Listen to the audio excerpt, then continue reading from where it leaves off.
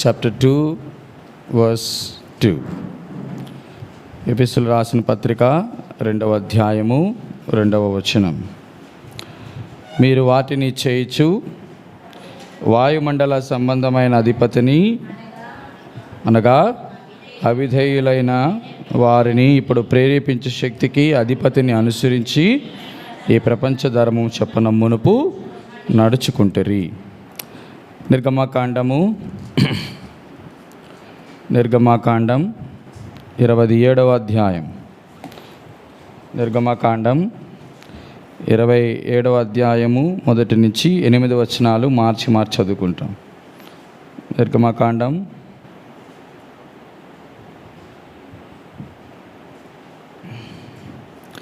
27 1 నుంచి 8 వచనాలు మార్చి.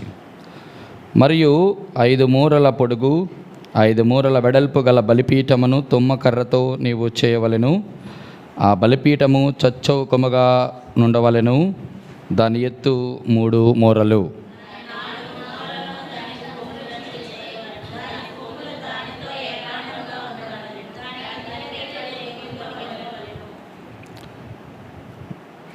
మూడవ వచనం. దాని బూడిదే ఎత్తుటకు కుండలను, గరిటెలను, గిన్నెలను, ముండ్లను, అగ్నిపాత్రలను చేయవలెను. ఈ ఉపకరణములన్నీ ఇత్తడితోని చేయవలెను.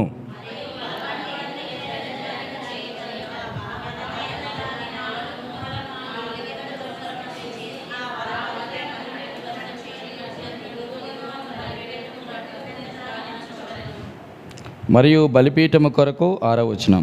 మోతకర్రలను చేయవలెను. ఆ మోతకర్రలను తుమ్మకర్రతో చేసి వాటికి ఇత్తడి రేకు పొదిగింపవలెను.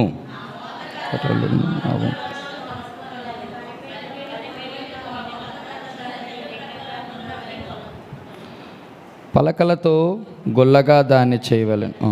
కొండ మీద మీకు చూపబడిన పోలికగానే వారు దానిని చేయవలెను. వాక్య సాయం కొరకే చిన్న ప్రార్థన చేసుకుందాం. పరిశుద్ధుడైన తండ్రి, నీ పరిశుద్ధ నామానికి స్తోత్రాలు. మరొక మా నీ పాసన్నిధికి వస్తున్నాం. ఇంతవరకు సచివులకు నుంచి భద్రపరిచిన స్తోత్రాలు. ప్రభా, బైబిల్ స్టడీకి వచ్చిన నీ బిడ్డలందరినీ జ్ఞాపకం చేసుకోండి. ఎన్నో మర్మయుక్తమైన విషయాలు మాతో మాట్లాడుతూ వచ్చారు. ఇంకా ప్రభా, మేము ప్రత్యక్ష గుడారంలో ఉన్నటువంటి అనేకమైన విషయాలు మేము తెలుసుకున్నట్లు మా కండ్లను, మా హృదయాలను, మా చెవులను తెరవమని వేడుకుంటూ, నాయనా మీరే మాకు ప్రకటించాలని, మీరే మాకు గ్రహింపచేయవాడని, మీరే మమ్మల్ని ఒప్పింపచేయవాడని నమ్మి ప్రార్థిస్తూ అడిగి వేడుకుంటున్నాము తండ్రి. ఆమెన్.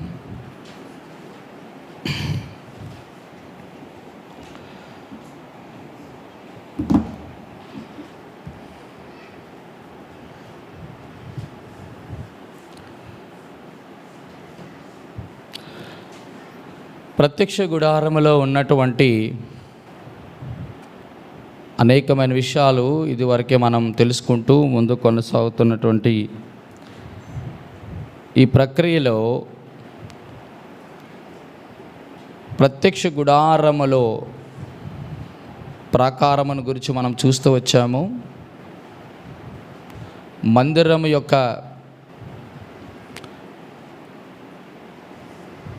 దేనితో తయారు చేశారు, దానిపైన ఏ తోళ్ళు కప్పారు,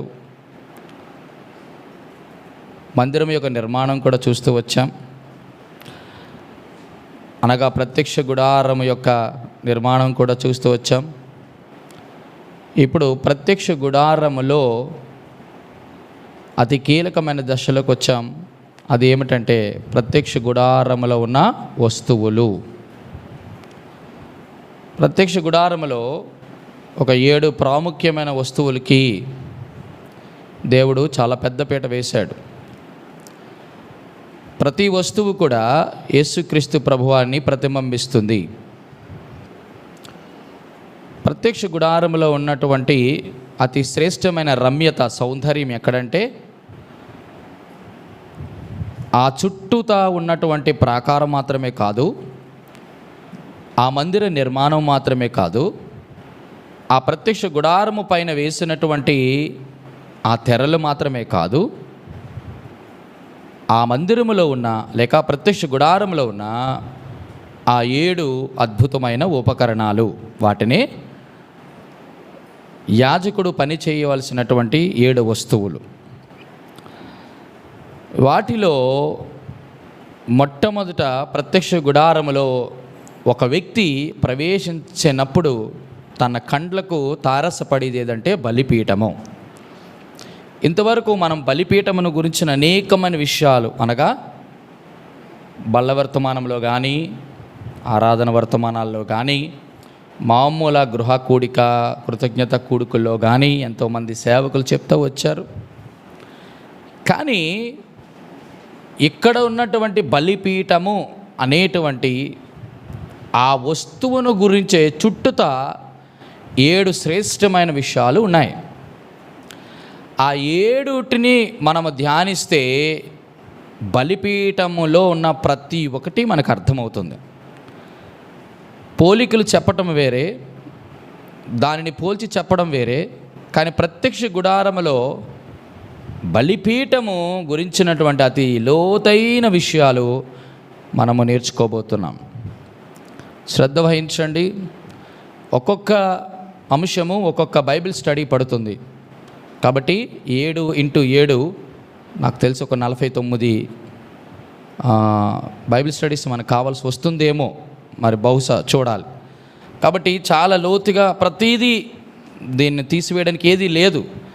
బలిపీఠము ఇంతవరకు మనం ఏంటంటే బలిపీఠం అంటే బలిపీఠం అని మాత్రమే అనుకుంటాం. కానీ బలిపీఠములో అంతర్గతంగా దాగి ఉన్నటువంటి అనేకమైన విషయాలు యేసుక్రీస్తు ప్రభువారిని పోల్చుతూ యేసుక్రీస్తు యొక్క రమ్యత, సౌందర్యం, ఆయన యొక్క బరువు లేక ఆయన ఐశ్వర్యము మనకి అర్థమవుతూ వస్తుంది. అంత చక్కగా ప్రతి వచనములో ఆ యొక్క రమ్యత మనకి కనబడుతూ ఉంటుంది. మనం చదువుతున్నటువంటి ఈ లేఖన భాగాలలో ప్రత్యక్ష గుడారములో 3 ప్రాముఖ్యమైన స్థలాలు మనం ఇదివరకే మనకు తెలుసు బాగా. ఆవరణము, పరిశుద్ధ స్థలము, అతి పరిశుద్ధ స్థలం. దేవుడు కొన్ని వస్తువులు కొన్ని స్థలాలలో ఉంచడానికే ఇష్టపడతాడు. బాగా గమనించండి. కొన్ని వస్తువులు కొన్ని స్థలాలలోనికి వస్తుంది. ప్రతి వస్తువు స్థలమును బట్టి నిర్ధారించినాడా, లేకపోతే వస్తువును బట్టి స్థలము నిర్ధారించబడిందా? అంటే స్థలమును బట్టి వస్తువు నిర్ధారించబడింది. అర్థమైంది నేను చెప్పిన మాట? వస్తువును బట్టి స్థలము నిర్ధారించబడిందా? స్థలమును బట్టి వస్తువు నిర్ధారించబడిందా? వస్తువును బట్టి స్థలము నిర్ధారించబడింది. ఎందుకు 7 ఉపకరణాల్లో ఈ 3 స్థలాలలో దేవుడు ఒక ప్యాటర్న్గా, ఒక ప్లాన్ ప్రకారం, ఒక పర్పస్, నేను ఈ 3 ప్రతిసారి మీకు జ్ఞాపకం చేస్తాను.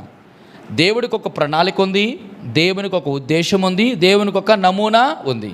God has plan, God has purpose, God has pattern. ప్రతి దానికి ఉంటుంది. లేకుండా ఆయన ఏది వస్తువుని ఏది కూడా ఆయన సృజించడు, దానిని అక్కడ పెట్టాడు. ఆలోచన చేద్దాం ప్రియమైన వారలారా. బలిపీఠమును దేవాది దేవుడు ఆవరణములోని మొదటి స్థానం ఎందుకు ఇచ్చాడు? రెండోది, పరిశుద్ధ స్థలానికిను ఆవరణానికి మధ్యలో గంగాళాన్ని ఎందుకు పెట్టాడు? పరిశుద్ధ స్థలములో ఎందుకు కుడివైపున అనగా దక్షిణపు వైపున సన్నిధి రొట్టెల బల్లని, ఎడమ వైపున సువర్ణ దీప వృక్షాన్ని పెట్టాడు? ఈ రెండిటికి మధ్యన దేవాది దేవుడు సువర్ణ ధూప వేదికని ఎందుకు పెట్టాడు? ఆ తర్వాత అతి పరిశుద్ధ స్థలములో ఎందుకు మందసము, దానిపైన కరుణాపీఠమును దేవుడు స్థాపించాడు లేక దానిని ఉంచినాడు? సో దేవునికి కొన్ని ప్రణాళికలు, కొన్ని ఉద్దేశాలు, కొంత నమూనా కలిగి ఉంటాడు. కాబట్టి మన జీవితాల్లో కూడా దేవుడు మన జీవితంలో కొన్ని ప్రణాళికలు, ఉద్దేశాలు, నమూనాలు కూడా కలిగి ఉంటాడని మనం అర్థం చేసుకోవాలి, గ్రహించాలి. వాక్యంలోకి వెళ్ళడానికి ముందుగా ప్రతి విషయాన్ని చాలా జాగ్రత్తగా ఆలోచన చేద్దాం. రైట్. ప్రత్యక్ష గుడారంలో ఉన్నటువంటి ఈ మొట్టమొదటి అంశము బలిపీఠము. చెప్పండి, ఏంటిది? బలిపీఠము, ద ఆల్టర్ అంటారు. దానిని యాక్చువల్గా హెబ్రీ భాషలోకి వెళ్ళి చూస్తే ఆ పదం మనకు చాలా ప్రాముఖ్యం. నేను ప్రతిదీ మీకు జ్ఞాపకం చేసినప్పుడు హెబ్రీ భాషను ఎందుకు కోట్ చేస్తానంటే, పాత నిబంధనలో ఈ 5 కాండాలు దేవుడు దేనిలో రాయించాడు? మోషే చేత, హెబ్రీ భాషలో. ఆ పదాన్ని మనకు తెలియకపోతే మనం వేరే అర్థాలు దానికి ఆపాదించాల్సి వస్తుంది. అలాగా లేకుండా నేరుగా మనం హెబ్రీ భాషలో ఉన్న పదాన్ని తీసుకుంటే దేవుడు దాని ద్వారా కొన్ని విషయాలు కూడా మాట్లాడుతూ వస్తాడు. దానిని హెబ్రీ భాషలో ఏమంటారంటే మిజ్బా అంటారు. ఏంటండి? మిజ్బా. దానిని సమూయేలు టైంలో మీరు బాగంటే మిస్పా అనేటువంటి ప్రదేశం ఉంది, మీకు తెలుసా? అలాంటిది దీన్ని ఏమంటారంటే ఆల్టర్ అనేటువంటి మాటని హీబ్రూ భాషలో మిజ్బా అంటారు. MIZBEAH, మిజ్బా అని అంటారు. మనం దాని అర్థం ఏంటి అని తరచి చూస్తే వధ జరిగే స్థలము అని అర్థం. బలిపీఠం అంటే ఏంటండి? వధ జరిగే స్థలం. అదేండి బలిపీఠం అంటే. దాని కరెక్ట్ హెబ్రీ భాషలో ఉన్నటువంటి అర్థం ఏంటంటే వధ జరిగే స్థలాన్ని బలిపీఠము అంటారు. రైట్. ఇక్కడ బాగా గమనించండి, దేవుడు ఆవరణములో, అనగా మనం చెప్పులు పెట్టుకుంటున్నాం చూడండి, దానిని ఆవరణం అంటారు. ఇక్కడ మీరు అందరూ కూర్చున్నారు, అది పరిశుద్ధ స్థలం అంటారు. ఇక్కడ నిలబడి వాక్యం చెప్తున్నాను, ఈ స్థలాన్ని అతి పరిశుద్ధ స్థలముగా మనం ఆలోచన చేయాలి మనకు అర్థం అవడం కొరకు.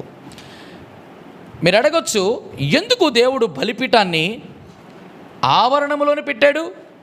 చాలా కారణాలు ఉన్నాయి, నేను ఒకటి చెప్పుకొని వెళ్తాను.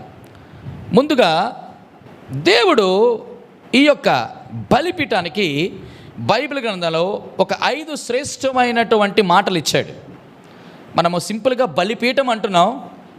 ఆ బలిపీఠంలో ఉన్నటువంటి ప్రాముఖ్యతను మీకు జ్ఞాపకం చేయటం కొరకే బలిపీఠాన్ని 5 రకాల పేర్లతో బైబిల్లో పిలిచారు.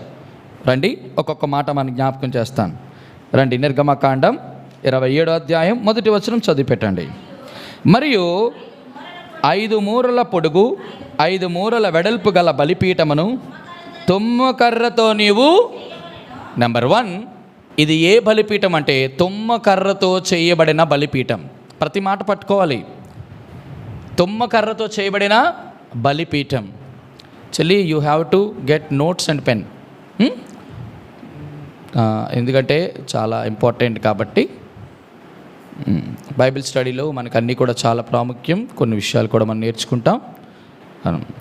మొదటిది ఏంటి? తుమ్మకర్రతో చేయబడిన బలిపీఠం. అట్లా గుర్తుంచుకోనండి. నిర్గమకాండం 27వ అధ్యాయం 1వ వచనం. రెండవ మాట, రండి, అదే బలిపీఠానికి దేవుడిచ్చిన మరొక అర్థం చూస్తాం. నిర్గమకాండం 30వ అధ్యాయం 28. నిర్గమకాండం 30వ అధ్యాయం 28. ఎందుకంటే ఈ మాటల బట్టే ఆ బలిపీఠానికి అంత ప్రాముఖ్యత వస్తుంది. దహన బలిపీఠమును దాని ఉపకరణములన్నిటను గంగాళమును దాని పీటను అభిషేకించి. ఏ బలిపీఠం? దీనికి ఇంకో పేరు వధ జరిగే స్థలం, దహన బలిపీఠం. దహన బలిపీఠం మొదటి పేరు తుమ్మకర్రతో చేయబడినటువంటిది. రెండోది దహన బలిపీఠం. దహన బలిపీఠం అంటే ఆ పేరులోనే ఉంది, ఏంటట? దహించేటటువంటి స్థలం. ఆ పీఠము. పీఠం అంటే అర్థం ఏంటి? పీఠము అంటే అర్థం ఏంటండి? పీఠం అంటే అర్థం ఏంటి?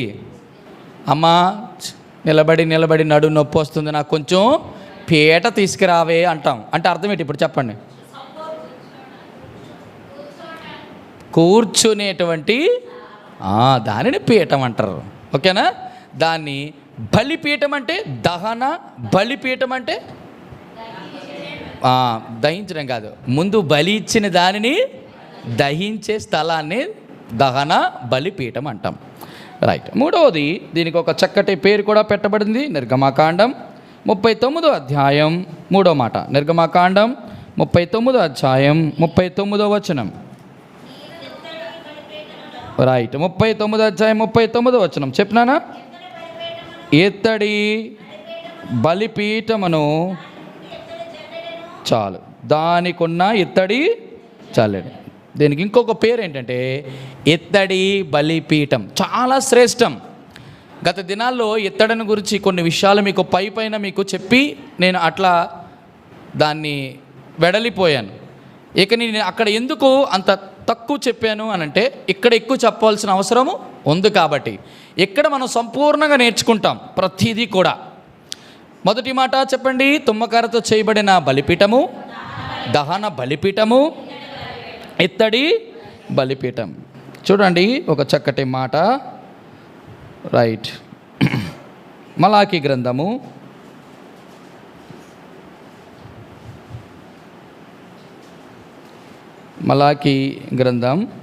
1వ అధ్యాయము 7వ వచనం.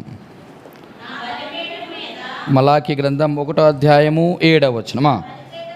నా బలిపీఠము మీద అపవిత్రమైన భోజనమును మీరు అర్పించచ్చు. దీనికి ఒక పేరు పెట్టవచ్చా? ఏ బలిపీఠం అంటే దేవుని భోజనపు బలిపీఠము. దేవుని భోజనపు బలిపీఠము, దేవుని భోజనపు బలిపీఠము అని దానికి పేరు. లేక ఇంకొక మాట దాని గురించి అటాచ్ చేసుకొని రాసుకోనండి. మలాకి గ్రంథం 1వ అధ్యాయం 12వ వచనం. అయితే యెహోవా భోజనపు బల్ల అపవిత్రమనియు దాని మీద ఉంచి ఉన్న భోజనము నీచమనియు మీరు చెప్పుచూదను. ఇప్పుడు చెప్పండి, ప్రత్యక్ష గుడారంలో దేవుని యొక్క భోజనపు బల్ల ఏది చెప్పాలి? దేవుని రైట్, దేవుని బలిపీఠమే దేవుడు ఆరగించేటటువంటి భోజనపు బల్ల. అర్థమవుతుంది చెప్పిన మాట? రైట్. మొత్తం ఎన్ని వచ్చినాయి? 4. 5వది చూడండి, కీర్తనల గ్రంథం. దీనికి ఒక శ్రేష్టమైన పేరు కూడా దేవుడు ఇచ్చాడు. కీర్తనల గ్రంథం 43:3-4 వచనాలు. ఎస్.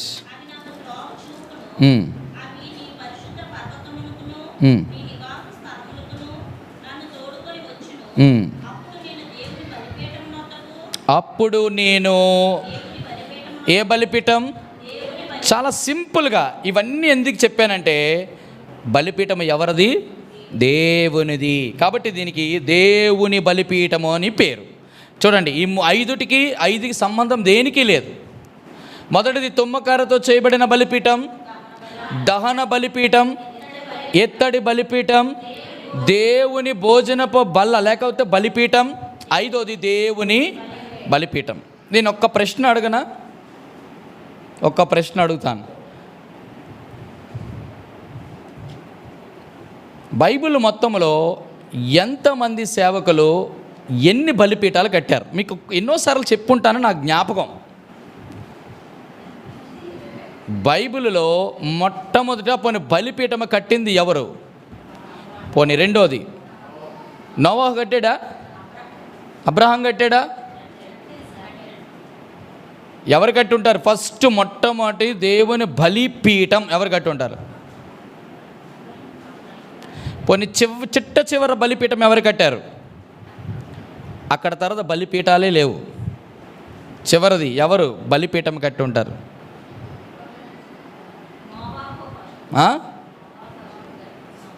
అక్కడి నుంచి బలిపీఠాలే లేవు. పోనీ మొత్తం బలిపీఠాలేని? పోనీ అది కాదు, పాత నిబంధనలో ఎన్ని? పోనీ కేవలం చెప్పండి. పోనీ అది వద్దు, క్రొత్త నిబంధనలో ఎన్ని? ఇవేవి వద్దు, నేను అడగను, మీరు చెప్పొద్దు. దేవుని చిత్తమైతే ఒకసారి సెర్చ్ చేయండి. బోల్డ్ అన్ని అవకాశాలు ఉన్నాయి కదా, సెర్చ్ చేసి చూడండి. దాన్ని బట్టి కూడా మనకి తెలుస్తుంది. అన్నీ చెప్పడం వల్ల ఏమనంటే తెలుసుకొని అన్నయ్య చెప్తాడు కదా అనేటువంటి దీనిలో ఉండిపోతారు. రైట్. బలిపీఠములకు ఇవ్వబడినటువంటి ఒక చక్కటి అర్థం కూడా చెప్పాను. ఏంటది అర్థం? బలిపీఠం అంటే అర్థం ఏంటి? వధ జరిగే స్థలాన్ని బలిపీఠం అంటారు. బలిపీఠానికి 5 రకాలైన పేర్లు కూడా మనం చూస్తూ వచ్చాం. ఇప్పుడు బలిపీఠంలో ఒక 5 శ్రేష్టమైన విషయాలు ఈ 27వ అధ్యాయంలో దేవుడు చాలా చక్కగా రాసిపెట్టి ఉంచాడు. ఒక్కొక్కటి మీకు జ్ఞాపకం చేస్తాను, చూడండి. రైట్. 27వ అధ్యాయము 1వ వచనం. మరియు 5 మూరల పొడుగు 5 మూరల వెడల్పు బలిపీఠమున చచ్చౌకముగా నుండవలెను. దాని ఎత్తు 3 మూరలు. దీనికి ఒక పేరు పెట్టొచ్చు, బలిపీఠపు కొలతలు.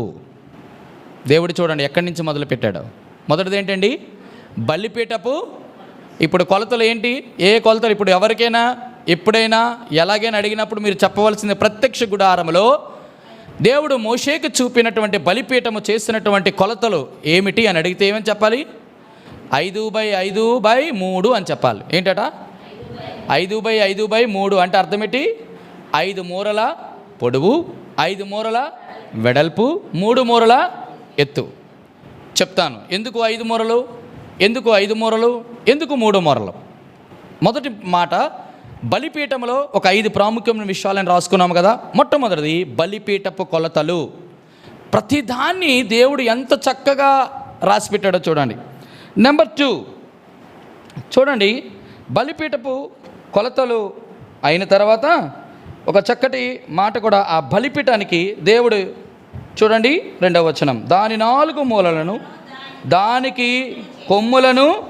ఎన్ని కొమ్ములు? 4 కొమ్ములు. ఇలా రాసుకుందాం, బలిపీఠపు 4 కొమ్ములు. మొదటిది బలిపీఠపు కొలతలు, రెండవది బలిపీఠపు 4 కొమ్ములు. 4 కొమ్ములు ఏం సూచిస్తాయో చెప్తాను మీకు తర్వాత. కొలతలు ఏం సూచిస్తాయో చెప్తాను, చూస్తాం తర్వాత. మూడవది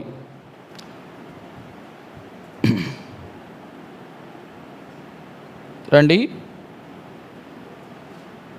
3వ వచనం నుంచి, దాని బూడిద నెత్తుటకు కుండలు, గరిటెలు, గిన్నెలు, ముండ్లు, అగ్ని పాత్రలను చేయవలను. ఈ ఉపకరణములని ఇత్తడితోనే, వీటిని ఏమంటామంటే బలిపీఠపు ఉపకరణములు. బలిపీఠపు ఉపకరణములు. మొదటిది బలిపీఠపు కొలతలు, బలిపీఠపు కొమ్ములు, బలిపీఠపు ఉపకరణాలు. ఏమున్నాయి చెప్పండి ఉపకరణాలు? 5 చెప్పండి ఇప్పుడు అవి.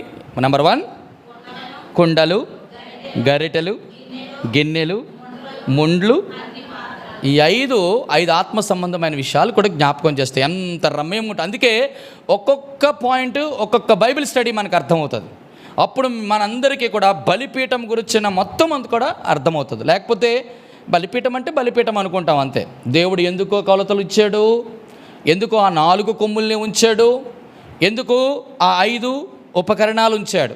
తర్వాత ఈ బలిపీఠమును ఒక స్థానం నుంచి మరొక స్థానానికి నడిపడం కొరకు దేవుడు కొన్ని సాధనాలు ఇచ్చాడు. చూడండి అక్కడ ఒక చక్కటి మాట రాయబడుతుంది. చూడండి 5వ వచనం, మరియు ఎత్తడి జల్లెడ దానికి చేయవలెను. ఆ వల మీద దాని 4 మూలలు 4 ఎత్తడి ఉంగరములను చేసి ఆ వల బలిపీఠము నడిమరుకు చేరినట్లు దిగువన బలిపీఠము గొట్టె క్రింద దానిని ఉంచవలెను. మీరు చూడండి, దీన్ని మీకు ఎలా చెప్తానంటే, ఒక 4 స్క్వేర్ అంటే అర్థం ఏంటి? చచ్చౌకము అంటాం. అంటే 4 అంటే ఇలా ఉంటుంది, స్క్వేర్ టైప్లో ఉంటే. మీరు ఎప్పుడైనా గమనించండి, మీరు ఎప్పుడైనా ఇడ్లీ పాత్రలు పెట్టినారు కదా, మీరు ఇడ్లీ పాత్రలో ఇలా పెట్టి దానిలో ఏం పెడతారు? అమ్మా దాన్ని ఏమంటామా? లోపల పెట్టేవి ఇడ్లీ పెట్టిన తర్వాత దాని లోపలికి దించుతారు. అలాగేంటంటే బలిపీఠము అనేది ఒక పెద్ద ట్యాంక్ లాగా ఉంటుంది. 4 రకాలుగా ఉన్న ఎత్తు, పొడవు, వెడల్పు ఉన్నవి. ఈ ట్యాంక్ లోపల జల్లెడి ఎలా తయారు చేస్తారంటే, అది కిందకి వెళ్ళదు. బాగా గమనించండి, అది కిందకి వెళ్ళిపోదు. దానిలో సగం చేసి దీన్ని కూడా జల్లెడిలాగా చేసి దాన్ని ఏం చేస్తారంటే, అది కింద పడకుండా చివరన ఈ 4టికి 4 హింజులు పెట్టి దాన్ని కిందకి ఇలా దించుతారు. కిందన హాఫ్ భాగం ఖాళీగా ఉంటుంది, హాఫ్ భాగం దాన్ని అట్లా పట్టుకొని అలా దిగుతుంది అన్నమాట. మీకు అర్థమైంది ఇప్పుడు నేను చెప్పిన మాట? ఇప్పుడు మనం పెడతాం కదా, కిందకి వెళ్ళిపోకుండా కింద వాటర్ పెట్టి దాని మీద గ్రిల్ ఉంటుంది, దాన్ని అట్లా ఉంచుతారు. అలాగా దీని జల్లెడిని తయారు చేసి దానిలోకి పెడతారు. మీరు అడగొచ్చు ఎందుకు అని అంటే, ఎందుకు చెప్పండి? ఎందుకంటే దహన బలిపీఠం మీదకి తీసుకొచ్చినప్పుడు దహించేటటువంటి వస్తువుని తీసుకొచ్చినప్పుడు ఆ వస్తువు దాని మీద పెట్టి అగ్గి వేసిన తర్వాత దానిని మొత్తం ఏం చేస్తారు? కాలుస్తారు. కాల్చిన తర్వాత అంతా దహించబడిన తర్వాత ఏం మిగులుతుంది? అందుకంటారు బూడిద నెత్తుటకు, అంటే పరిపూర్ణంగా అది కాలిన తర్వాత కిందన బూడిద చేరుతుంది. ఆ చేరుట కొరకే ఆ గ్యాప్ని కిందన ఉంచుతారు. ఇప్పుడు అర్థమైంది నేను చెప్పిన మాట? రైట్, ఇక్కడికి అర్థమైంది కదా. 4వది బలిపీఠపు జల్లెడ. ఏంటట? బలిపీఠపు ఇత్తడి జల్లెడని రాసుకుందాం. లేకపోతే బలిపీఠపు వల వంటి ఇత్తడి జల్లె. వల అంటే వలలాగా ఉంటుంది. వల అంటే తెలుసు కదా, గ్రిల్ లాగా ఉంటుంది, అంటే ఖాళీ లాగా ఉంటుంది అనమాట. ఎన్ని వచ్చినాయి మొత్తం? 4. 5వ చూస్తాం చూడండి, చక్కటి మాట. 6వ వచనం, మరియు బలిపీఠము కొరకు మోతకర్రలను చేయవలను, ఆ మోతకర్రలను తొమ్మకర్రతో చేసి వాటికి ఇత్తడి రేఖ పొదిగింపవలను, ఆ మోతకర్రలను ఆ ఉంగరములలో చొప్పవలయను. బలిపీఠమును మోయుటకు ఆ మోతకర్రలు ఆ 2 ప్రక్కలన నుండవలను. మీకు యూట్యూబ్లో నేను పోస్ట్ చేశాను చూడండి. ఆ జల్లెడిని ఒక స్థానం నుంచి ఇంకో స్థానానికి బదిలీ చేయడానికి, తీసుకువెళ్ళడానికి. ఎందుకంటే ప్రత్యక్ష గుడారం ఒక దగ్గర ఉండదు. దేవుడు ఇక్కడి నుంచి కదలమంటే ఇంకో దగ్గరికి వెళ్ళాలి, మళ్ళీ అక్కడ ప్రత్యక్ష గుడారం వేయాలి, మళ్ళీ అక్కడ బలిపీఠం పెట్టాలి. అప్పుడు ఏం చేస్తారంటే ఈ బలిపీఠం 2 చేతులతో ఇలా పట్టుకెళ్ళడానికి లేదు. కాబట్టి ఏం చేస్తారంటే ఈ మొత్తం ఈ ట్యాంకు ఒక ట్రంక్ పెట్టిలా ఉంటుంది. ఇటొకటి 2 మోతకర్రలు. ఎందుకంటే మీరు బాగా గమనించండి, పూర్వం రోజుల్లో పల్లకిని మోసేటప్పుడు ఇటొక మోతకర్ర ఉండేది. అక్కడ ఒక 2, వెనకతలో ఒక 2 మోసేవారు. మోసి ఆ మోతకర్ర ఇది పడిపోకుండా దీనికి ఒక ఉంగరం, దీనికి ఒక ఉంగరము అని తెలుగులో అన్నారు. మనము మా భాషలో, మా టెక్నికల్ టర్మ్లో క్లాంప్స్ అంటారు. క్లాంప్ చేస్తారు. ఏమంటే పాస్టర్ గారు అంతేనా? క్లాంపింగ్లు ఫిక్స్ చేస్తారు, రింగులుగా చేస్తారు. క్లాంపింగ్ అనమాట. చేసి దాన్ని మోస్తారు. కాబట్టి ఇవి దేంతో తయారు చేయమన్నాడు? మోతకర్రల్ని చూడండి దేంతో చేయమన్నాడు? తుమ్మకర్రతో, ఆ మోతకర్రలను తుమ్మకర్రతో చేసి వాటికి ఇత్తడి రేకును పొదిగించాలి. ఇప్పుడు చెప్పండి, ఇది బలిపీఠపు ఇత్తడి రేకుతో చేయబడిన తుమ్మకర్ర, మోతకర్ర, అంతే. మోతకర్ర, బలిపీఠపు మోతకర్రలను రాసుకోండి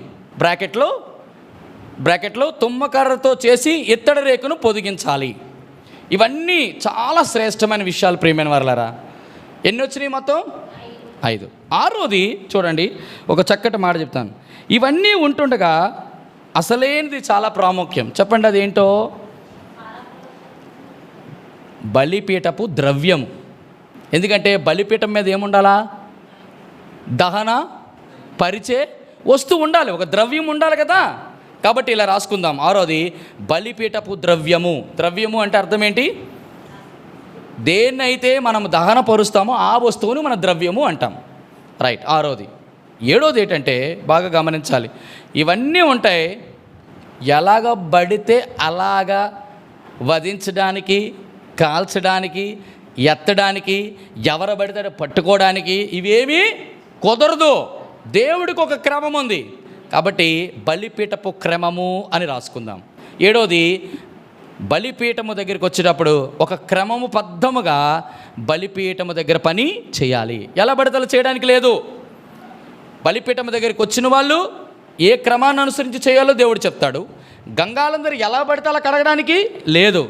నేను ముందు నేను కాలు చేతులు కడుగుకుంటాను, తర్వాత ముఖం వేసుకుంటాను, అట్లా కాదు. దానికి ఒక క్రమం ఉంది. ఆ రకంగానే కడగాలి. ధూపవేదిక దగ్గర ఎలాగా, ఏ విధంగా జటామాంసి ఒలివల నూనె తీసి వెయ్యాలో దానికి ఒక క్రమం ఉంది. సన్నిధి రొట్టెల బల్ల దగ్గర ఎలా పేర్చాలో, ఆ రొట్టెలు ఎవరు తినాలో, ఎలా తినాలో, ఎప్పుడు లోపు తినాలో దానికి ఒక క్రమం ఉంది. మీకు అర్థమవుతుందా? ప్రతి దానికి క్రమం ఉంది. కాబట్టి 7 విషయాలు ఇవన్నీ ఉంటుండగా ఒక్కటి మాత్రం లేకపోతే ఇంత బలిపీఠపు క్రమము అన్నీ కూడా వృధా అయిపోద్ది. ఏంటి చెప్పండి, అది ఒక్కటి. వెరీ గుడ్, ఎక్సలెంట్ చెల్లి. అందుకే ఇక్కడ ఒక మాట రాశాను చూడండి. బలిపీఠము మీద అగ్ని నిత్యము మండుచుండవలెను, అది ఆరిపోకూడదు. అర్థమైందా? లాస్ట్ అండ్ ఫైనల్గా ఇవన్నిటికీ సంపూర్ణత ఏదంటే అగ్ని. అర్థమైందా? దీన్ని ఏమంటామంటే బలిపీఠపు అగ్ని. అర్థమైంది నేను చెప్పిన మాటలు? మొత్తం ఎన్ని వచ్చినాయి? 8 కాదు, 10 వస్తాయి. 9 ఉంగరాలు రాశారా? బలిపీఠపు ఉంగరాలు. మరి అది ఇంపార్టెంట్ కదా, మోత కర్రలతో పాటు ఆ ఉంగరాలకు కూడా ఉంది బలిపీఠపు ఉంగరాలు.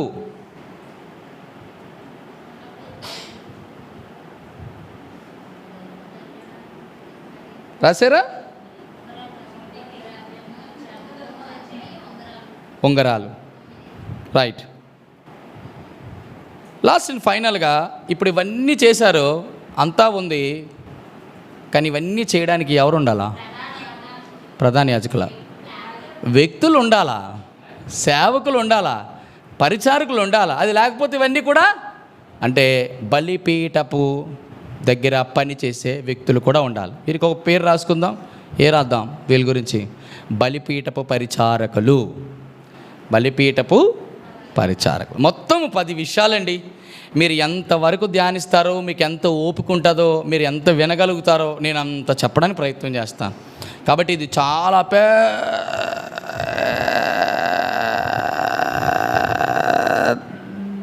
సబ్జెక్టు. మీకు ఎంత ఓపిక ఉంటుందో. అప్పుడే 8:30 అయిపోయింది. నేను ఉపోద్ఘాతం చెప్పడానికే 8:30 అయిపోయింది. ఇంకా అరగంటలో ఎంతవరకు దేవుడు సహాయం చేస్తాడో అది చెప్పడానికి ప్రయత్నం చేస్తాను. బాగా గమనించండి. చెప్పవలసిన ప్రాముఖ్య మాటలు చెప్పాను. 3 విషయాలు బాగా గమనించండి, రైట్. ఒక్కొక్కటి తర్వాత మనం చూడటానికి ప్రయత్నం చేస్తాం. మొట్టమొదట కొలతలు, క్రమము, కొమ్ములు, వీటిని గురించి అన్నీ చెప్పడానికి ముందుగా ప్రత్యక్ష గుడారములో దేవుడు బలిపీఠం. మీకు ఒక్క మాట చెప్దాం, మర్చిపోయానండి, అది చాలా ప్రాముఖ్యం. చాలామందికి ఈ డౌట్ ఉండిపోయింది. మరి చాలామంది అది క్లాసిఫికేషన్ చేసి క్లారిఫికేషన్ లేకుండా మిగిలిపోయిందో నాకు తెలియదు. కానీ ఈ బలిపీఠం దేంతో తయారు చేశారు చెప్పండి? దేంతో తయారు చేశారు? దానికి ఏది పొడిగించారు? ఇత్తడి బలిపీఠం. మీకు ఓ విషయం తెలుసా? సువర్ణ బలిపీఠము అని అంటారు. దేన్ని? సువర్ణ బలిపీఠం అని దేన్ని అంటారు? అదే చాలామందికి చాలా కన్ఫ్యూషన్ ఇది. ఇత్తడి బలిపీఠము ఆవరణములోనే ఉండాలి, కానీ సువర్ణ బలిపీఠం ఆవరణములో దానికి ఇంకో పేరు ఏంటంటే ధూపవేదిక. అది గుర్తుంచుకోండి ఎప్పుడైనా. మీరు ఎప్పుడు 2 ఒకటి కాదండి. అర్థమైందా? ధూపవేదికని ఏమంటారంటే సువర్ణ బలిపీఠం అంటారు. నేను ఎందుకో చెప్తాను. అక్కడికి వెళ్ళినప్పుడు అతి పరిశుద్ధ స్థలంలో 5వ ఉపకరణం గురించి మనం మాట్లాడినప్పుడు నేను అప్పుడు ఎందుకు సువర్ణ ధూపవేదికని మనం ఎందుకు సువర్ణ బలిపీఠం అంటారో చెప్తాను, రైట్. ఇప్పుడు మీరు గమనించండి. ఇత్తడి బలిపీఠం వేరు, రైట్. ఒక్క మాట అండి, బైబిల్ గ్రంథం మొత్తంలో ఒక ప్రశ్న ఇది ఖచ్చితంగా అడగాలి. అతి ఎక్కువ బలులు అర్పించిన వ్యక్తి ఎవరో? బైబిల్లో బలిపీఠము దగ్గర యోబా ప్రతిదినము ఆచరించేవాడు. చెప్పండి, నేను చెప్తాను, రైట్. దినవృత్తాంత గ్రంథం తీయండి. Samuel, okay, very good brother. 2వ దినవృత్తాంతములు 1వ అధ్యాయము 6వ వచనం చదివి పెట్టండి. 2వ దినవృత్తాంతములు ఎట్నానా? సమాజపు గుడారము దగ్గర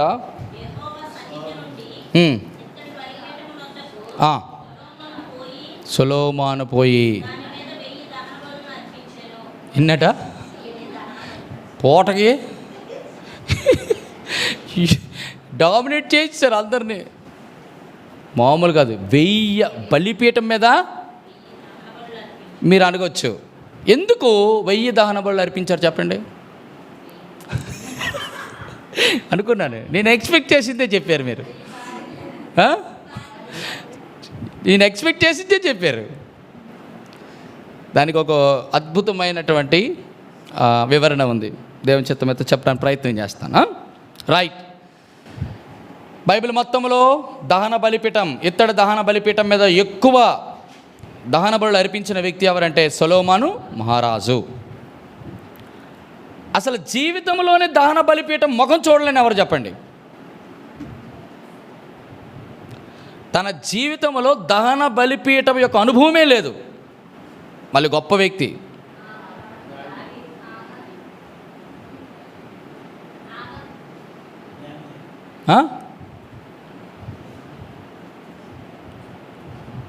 ఇప్పుడు దానియేలు ఉన్నారనుకోండి, బబులోనులో అర్పించడానికి అవ్వదు అక్కడ. ఇప్పుడు మా పరిస్థితి ఎలాగుంది, ఏదో అక్కడ చెప్దామంటే అవుతుంది, అవ్వదు కదా. ఎవరు చేయాలి?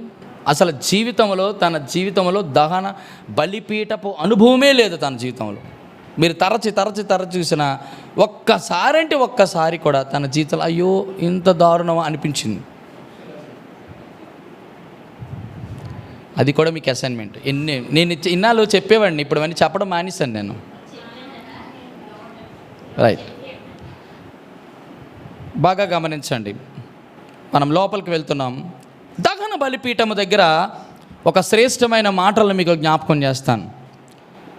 దహన బలిపీఠము అనంటే వధ జరుగు స్థలము. దహన బలిపీఠము ఎవరికి సాదృశ్యంగా ఉంది? పాత నిబంధనలో ఒక మామూలు తుమ్మ కర్రతో చేయబడింది. క్రొత్త నిబంధన వచ్చేసరికి బలిపీఠము ఎవరికి సాదృశ్యము? దేనికి సాదృశ్యం అంటే యేసుక్రీస్తు ప్రభువారు ఎక్కిన సిలువకు సాదృశ్యం. చెప్పండి, ఇప్పుడు ఏంటి దేనికి సాదృశ్యం? అది తుమ్మ కర్రతో చేయబడింది. బాగా గమనించండి. బలిపీఠము దేనికి సాదృశ్యం? సిలువకు సాదృశ్యం. ఆ సిలువ మీద ఉన్న వ్యక్తి దహన బలి పశువు. ఎవరు ఆయన? యేసుక్రీస్తు ప్రభువారు.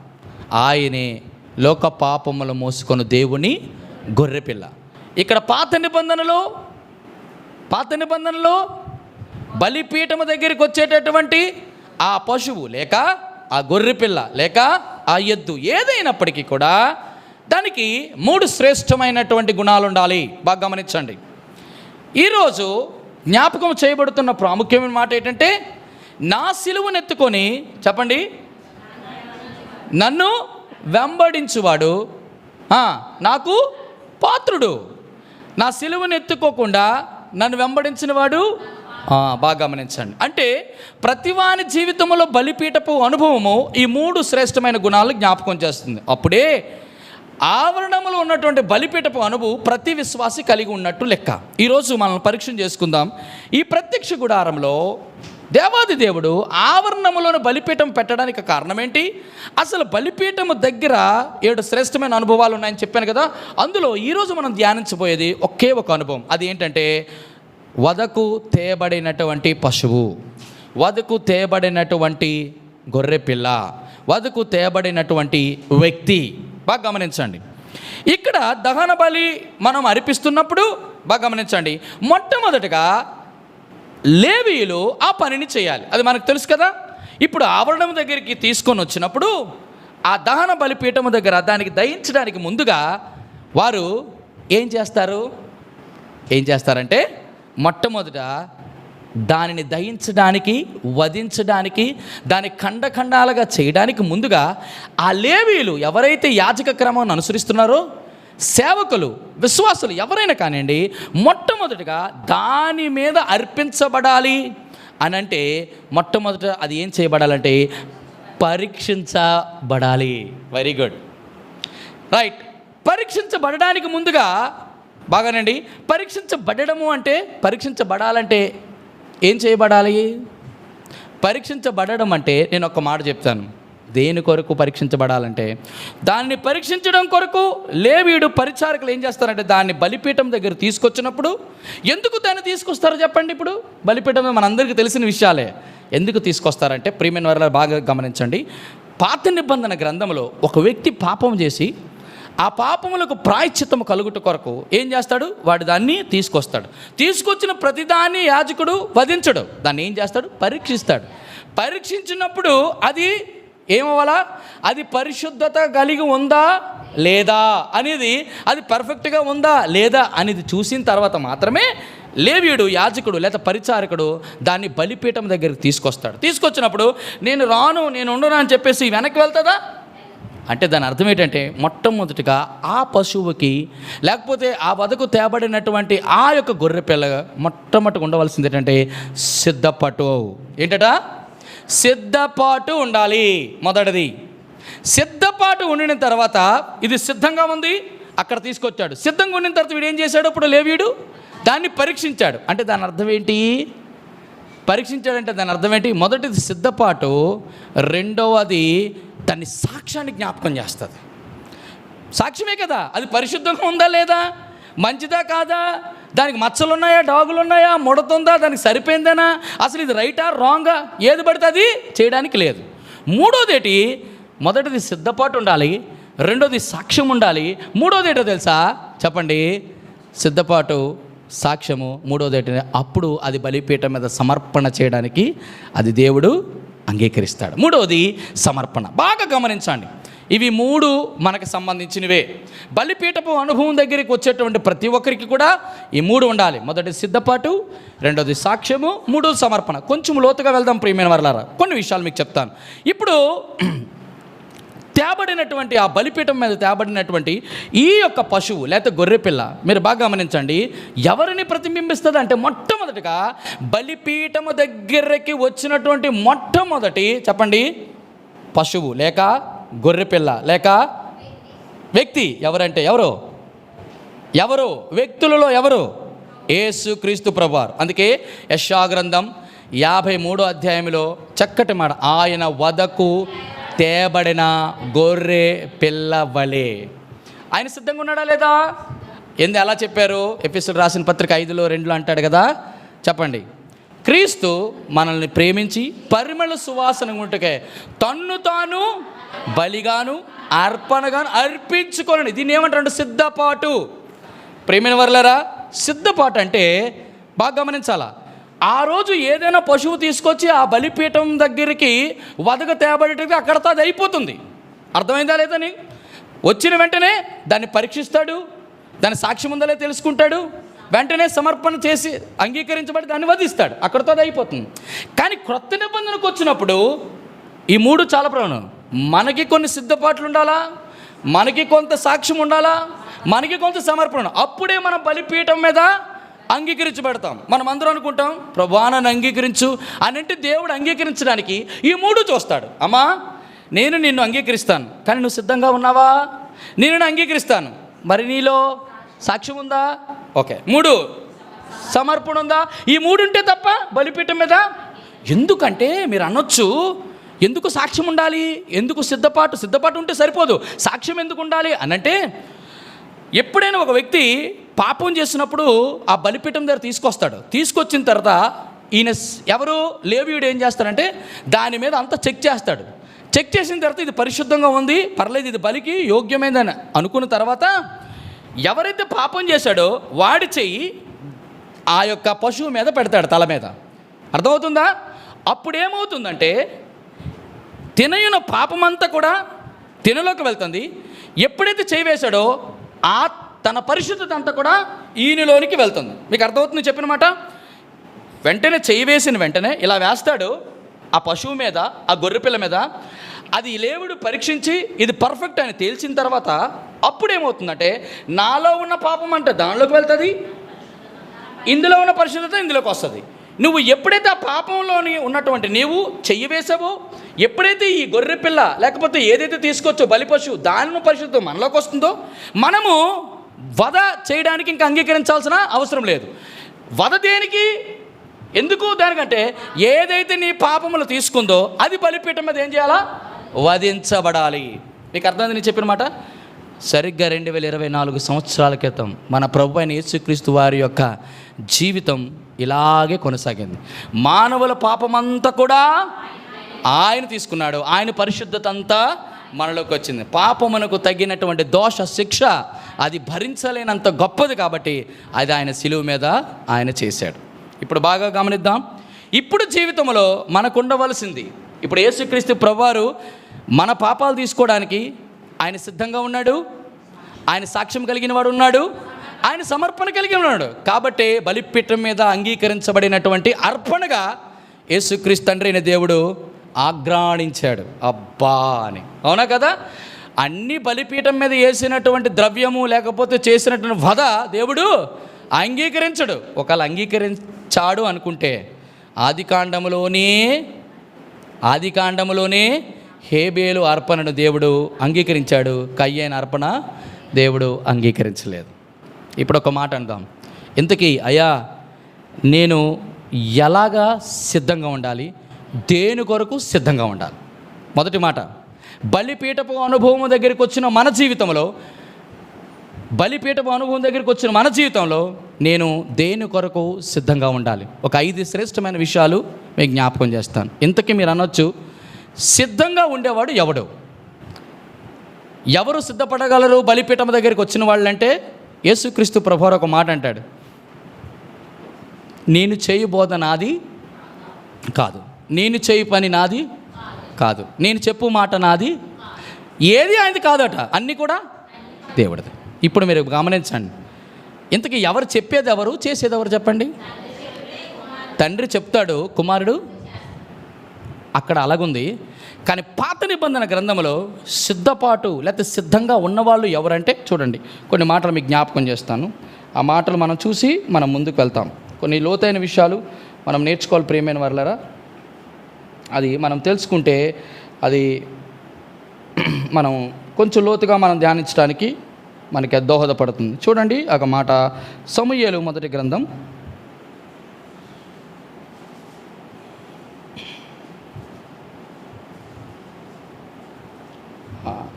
లేక ఈ మాట చూద్దాం. 2 సమూయేలు గ్రంథం 15:15. 2 సమూయేలు 15:15. మన ఆలోచన దేని మీద? 3 మాటలు. సిద్ధపాటు, చెప్పండి. 3, సిద్ధము, సాక్ష్యము, సమర్పణం. రైట్. 2 సమూయేలు 15:15. అంతటి రాజు సేవకులు ఇలాగు మనవి చేసిరి, చిత్తగించుము, మీ దాసులమైన మేము మా ఏలిన వాడవను రాజు అయిన నీవు జరిగించినట్లు చేయుటకు సిద్ధముగా ఉన్నాం. బాగా గమనించండి, ఇక్కడ ఎవరనేది పక్కన పెడదాం. ఎవరు సిద్ధంగా ఉంటారు బలిపీఠం దగ్గర రావడానికి? పని చేసేవారు. ఎవరు ఈ పని చేసేవాళ్ళు? ఆయన దాసులు. వెరీ గుడ్, మీకు అర్థమైంది నేను చెప్పిన మాట. ఇంకా మీకు క్లారిటీ ఏమండి, దాసులేనా బలిపీఠానికి సిద్ధంగా ఉండేవారు అని మీరు అనొచ్చు. రండి, మొదటి సమూయేలు గ్రంథం 25:41. మొదటి సమూయేలు గ్రంథం 25:41. ఆమె లేచి సాగిలపడి, నా ఏలినవాడా, చిత్తము నా ఏలిన వాని సేవకుల కాళ్ళు కడుగుటకు నా ఏలిన వాని దాసురాలకు నేను సిద్ధముగా ఉన్నాను. బాగా గమనించండి, ఇక్కడ ఇటుపక్క దాసులు, ఇటుపక్క దాసులు అంటారు. అంటే ఇక్కడ ఎవరు కావాల్సిన? దేవుడు. ఈ రెండింటికి ఒక దగ్గర ఒక పేరు పెడితే దేవుని పరిచారకులు లేక దేవుని సేవకులు లేక దేవుని దాసులు లేదా దేవుని దాసులు అంటారు. అందరూ కూడా బలిపీఠపు అనుభవం కలిగి ఉండాలి. అంటే అర్థం ఏంటో తెలుసా? నా ప్రభు అన్నవాళ్ళే, నా ఏలినవాడు అన్నవాళ్ళే, నా రాజు అన్నవాళ్ళే. బాగా గమనించారా? నా రాజు, నా ప్రభువు, నా ఏలినవాడు, ఆ 3 మాటలు గమనించారా? అంటే దాని అర్థం ఏంటో తెలుసా? ఎవరు రాజు, ఎవరు ప్రభు, ఎవరు ఏలినవాడు అంటే ఎవరైతే భర్తో వారికి 3 పేర్లు అనుమతిస్తారు. అర్థమవుతుందా? నీ దాసురాలు అనగా యేసుక్రీస్తు ప్రభువారు మన భర్త, సంఘము భార్య. కాబట్టి నా ఏలినవాడన్నా, నా ప్రభు అన్నా, నా రాజు అన్న ఎవరనాలే? సంఘము. అంటే సంఘం అందరూ కూడా పరిచారకులు, సేవకులు, దాసులు అని అర్థం. ఇప్పుడు దాని అర్థం ఏంటంటే బలిపీఠపు అనుభవం దగ్గరికి వచ్చే మన జీవితంలో, బలిపీఠపు అనుభవం ఉన్నటువంటి మన జీవితంలో మనం ఏం చేయాలా? సిద్ధంగా ఉండేవారి జీవితంలో ఏమై ఉండాలా? పరిచారకులుగా ఉండాలా, దాసులుగా ఉండాలా, పని చేసేవారుగా ఉండాలా. అప్పుడే నువ్వు ఏ పని చేయడానికైనా సిద్ధంగా ఉండడానికి దేవుడు అనుమతిస్తాడు. వారే బలిపీఠపు అనుభవం దగ్గరికి వచ్చేవాళ్ళు. అన్ని దేవుడు అంగీకరించడు ప్రియమైన వాళ్ళారా. మనల్ని అంగీకరించడానికి ఓకే, దాసులు అన్నాం, పరిచారకులు అన్నాం, చెప్పండి, పరిచారకులు అన్నాం, సేవకులు అన్నాం, దాసులు అన్నాం కదా. ఇప్పుడు ఒక విషయం అమ్మా, మనం అందరం దాసులమేనా? చెప్పాలి. మనం పరిచారకులమేనా? మనం సేవకులమేనా? ఒకవేళ మీరు ఈ మాటకి స్టిక్ ఆన్ అయితే ఈ 5 ఉండాలి మనలో. ఈ 5 లేకపోతే మాత్రం మనం ఆయన దాసులము కాదు, మనము సేవకులము కాదు, ఆయన పరిచారకులు అంతకంటే కాదు. రండి, మొట్టమొదటి ఒక భయంకరమైన మాట చెప్తాను. రోమీలకు రాసినటువంటి పత్రిక 1వ అధ్యాయం 15వ వచనం చదివి పెట్టండి. రోమీలకు రాసిన పత్రిక 1వ అధ్యాయం 15వ వచనం. కాగా నా వలనైనంత మట్టుకు రోమాలో మీకును సువార్తను ప్రకటించుటకు మొట్టమొదటి బలిపీఠము దగ్గర ఎవరైతే దాసులు, ఎవరైతే పరిచారకులు, ఎవరైతే సేవకులుగా పిలవబడుతున్నామో మన జీవితంలో ముందు ఒక మాట రాయబడుతూ వచ్చింది, నా వలన. అది ఇంపార్టెంట్. నా వలన అయినంత మట్టుకు. నీకు అనారోగ్యంగా ఉంది, బలహీనంగా ఉన్నావు, రాలేని పరిస్థితుల్లో సువార్త కొరకు నువ్వు చేయాల్సినవి రెండు. వినండి ఈ మాట. నేను ఎప్పుడు 3 చెప్తాను కదా. మొదటిది, అయితే నీ సంపాదన, లేకపోతే నీ సామర్థ్యము, లేకపోతే నీ సేవ. ఈ మూడిటిలో ఏదైనా బలహీనంగా ఉన్న వాళ్ళు చేయాలి. ఈరోజు ఒక మాట, ఎంతమంది నేను దాసుడిని, దేవుని పరిచారకుడిని, నేను దేవుని సేవకుని మనం చెప్పుకుంటున్నాం, బాగానే ఉంది. దేవుడు అంటున్నాడు, నా ఏలినవాడా, నా రాజా, నా ప్రభువా అని మాట్లాడుతున్నాం. కానీ ఆయన సువార్తను నీ చేతనైనంత మట్టుకు నీకెంతైతే చేయగలుగుతావో అది మనం చేస్తున్నామా? నీ బలహీనత పరిస్థితుల్లో సువార్త చేయలేవు, కరెక్టే. మరి 2 చేయొచ్చు కదా. నీ బలహీనతలో ఉండి నువ్వు మంచం మీద ఉండి ప్రార్థన చేయగలుగుతావు కదా. 2 చేస్తే ఇంకా బెటర్. అన్న ఇదిగో నా మట్టుకు ఇది నేను ఇస్తున్నాను, సేవకి ప్రయాణపు ఖర్చులకు ఉపయోగించండి, సేవకు వెళ్తున్నటువంటి వారి భోజనాల విషయంలో ఏదో మీరు తీసుకోనండి అనేటువంటి పరిస్థితి ఏమైనా మనలో ఉందంటామా? మనకి ఆ మనస్సు, ప్రియమైన వాళ్ళరా, సేవకుడు ఇక్కడ నిలబడి దేవుని వాక్యం అనుసరించి చెప్పగలుగుతాడే కానీ మీరు ఒక 200 ఇవ్వండి, మీకు ఒక 1000 రూపాయలు ఇవ్వండి, ఒక మీకు 5000 ఇవ్వండి, ఇవ్వకపోతే అలాగ అవ్వరు. ఎవరిని దేవుడు ప్రేరేపించడం లేదా? నేను ఒక మాట చెప్తాను, దేవుని వాక్యము చేత ఎవరైతే ప్రేరేపించబడడం లేదో వారు దేవుని వాక్యమును ఏమాత్రము కూడా హృదయంలో లేదు అని అనుకుంటాం. ప్రేరేపిస్తుందంటే వాక్యము హృదయంలో పనిచేస్తుందని అర్థం. వాక్యము నోట నీ యొద్ద నీ హృదయంలో ఉన్నప్పుడు వాక్యము పని చేయాలా? వాక్యము మనలో పని చేస్తే కనీసం ఏదో ఒకటి చేస్తావు. అన్నా నా దగ్గర డబ్బులు లేవు, నా దగ్గర ప్రార్థన చేయడం ఏది, నేను బలంగా ఉన్నాను, నీ సువార్త ప్రకటిస్తాను, నీతో వస్తాను, ఓకే, వెరీ గుడ్, అది ఇంకా సంతోషం. ప్రియమైన వాళ్ళరా, బలిపీఠపు అనుభవం మనకు జ్ఞాపకం చేస్తున్న మొట్టమొదటి యేసుక్రీస్తు ప్రభువారు ముంగుర్తుగా ఆయన ఏం చేశాడు? మొట్టమొదటిగా ఆయన సర్వలోకమునకు వెళ్ళి సర్వ సృష్టికి సువార్త ప్రకటించని చెప్పడానికి ముందుగా ఆయన ఏం చేశాడు? ఆయన పగలంతయు సువార్త ప్రకటిస్తూ వచ్చారు. మొదటిది బలిపీఠపు అనుభవం కలిగిన వారు మన వీలైనంత మట్టుకు, అంటే అర్థం ఏంటో తెలుసా? కొన్నిసార్లు వ్యాపారం దగ్గర ఉంటాం, ఉద్యోగాల దగ్గర ఉంటాం, మన చుట్టుపక్కల చాలామంది ఉంటాం, కానీ దేవుని గురించి కనీసం 4 మాటలేనా? మన వీలైనంత మట్టుకు మన ప్రభు గురించి ఎవరైతే చెప్తారో వారే దేవుని కొరకు సిద్ధముగా ఉన్నట్టు లెక్క. 2వ మాట చూస్తాం, చూడండి.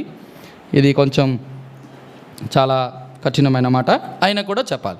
మొదటి పేతురు సువార్త ప్రకటించిన తర్వాత ఒక శ్రమ వస్తుంది. మొదటి పేతురు రాసిన పత్రిక 3:15 రండి, త్వరగా మీరు చదవాలి. మొదటి పేతురు 3:15 ఏంటమ్మా? నిర్మలమైన మనస్సాక్షి కలిగిన వారై మీలో ఉన్న నిరీక్షణను గూర్చి మిమ్మల్ని కారణము లేక హేతు అడుగు ప్రతి వారికి సాత్వికము భయముతో సమాధానమును చెప్పుటకు, 2వ సిద్ధపాటు సమాధానం చెప్పడానికి సిద్ధంగా ఉండాలి. దేని గురించి? నువ్వెవరి మధ్యలో మాట్లాడడానికి?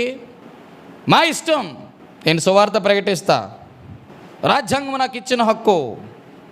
ఇలాంటి వ్యతిరేక్తమైనటువంటి మాటలు వాళ్ళతో పోట్లాటకి దిగకుండా ఏం చేయాలా?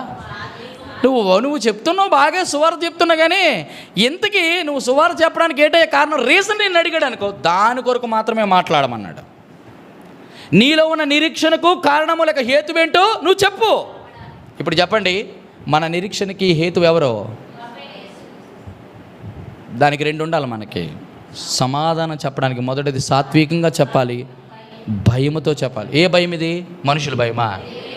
దేవుని భయంతో చెప్పాలి. మీకు అర్థమైంది నేను చెప్పిన మాట? ఈ సాత్వికము దేవుని యందు భయం లేకుండా ఇష్టానుసారంగా, అంటే దేవుని యందు భయం అంటే అర్థం ఏంటో తెలుసా? ఆయన సువార్త చెప్పినప్పుడు ఎంత అద్భుతంగా చెప్పేవాడు యేసు ప్రభు. అందుకే ఆయన మాటలకు, ఆయన బోధకు, ఆశ్చర్యపడి ఆనందించేవారు. ఆయన బోధ చేసినప్పుడు శాస్త్రుల వలనే కాకుండా అధికారము కలిగిన వాడి వలె బోధించేవాడు. 2 మాటలు. మొదటిది, సువార్త చేయుటకు సిద్ధంగా ఉన్నామా? రెండోది, సమాధానం చెప్పుటకు సిద్ధంగా ఉన్నామా? రైట్. మూడోది చూస్తాం. మూడవది,